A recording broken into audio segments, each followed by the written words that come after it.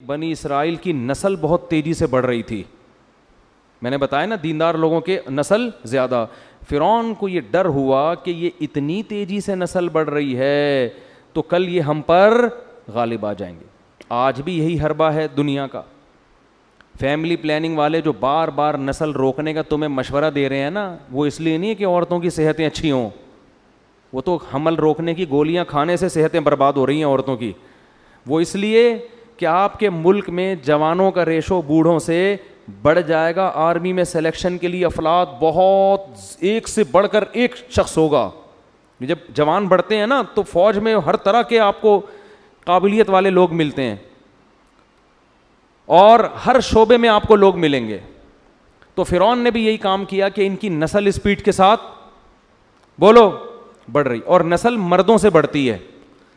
اس لیے کہ جب بھی کسی قوم میں آپ نکاح کریں گے تو بچہ منسوب کس کی طرف ہوگا؟ باپ کی طرف. تو پہلے بھی ایسا ہی ہوتا تھا, تو باپ کی طرف منسوب ہوگا. پھر فرعون کو خواب بھی آیا کہ بنی اسرائیل میں بچہ پیدا ہو رہا ہے جو میری حکومت کا تختہ الٹ رہا ہے. اس خواب سے بھی وہ ڈر گیا. تو قرآن کہتا ہے یذبح ابناءہم, اس نے کہا ان کے بچوں کو ذبح کرنا شروع کرو.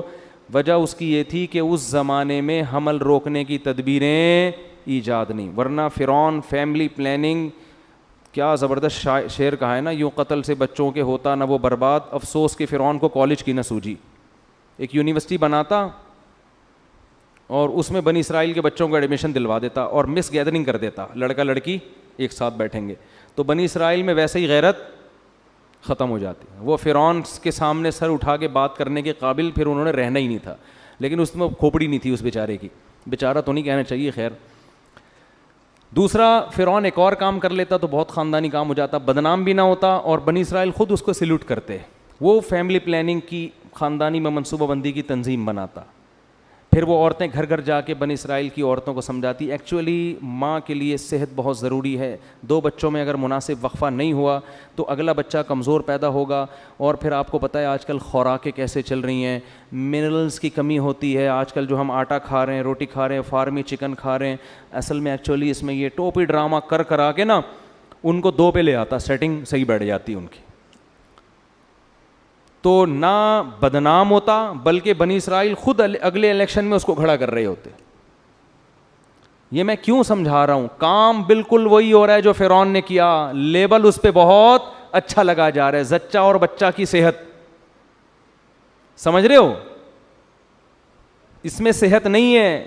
پہلے زمانے میں جو بچے پیدا ہوتے تھے نا عورتوں کے, ان کی عمریں دیکھو 90 سال. یہ تو نیچرل ہے. آپ نے عورت کو فطرت سے بغاوت پہ اکسا دیا, اس سے اس کی صحت کا بیڑا غرق ہو گیا.